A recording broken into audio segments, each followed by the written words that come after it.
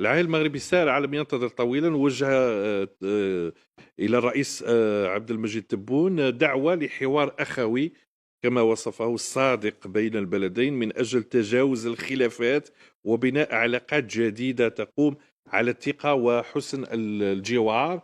هنا أيضا محاولة توجيه الأنظار إلى أن الأزمة مع الجزائر سببها الصحراء الغربية. استاذ، كل ما يجينا كلام معسول من محمد السادس تجينا موراه ضربه. هذا دائما نقولها ونحبوا ندخلوا في الامثله.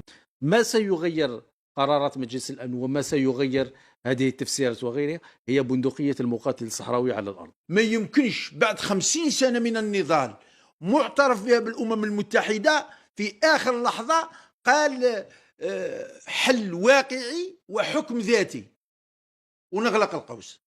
أولا مجلس الأمن لم يصبح الهيئة التي تقدر على حل النزاعات.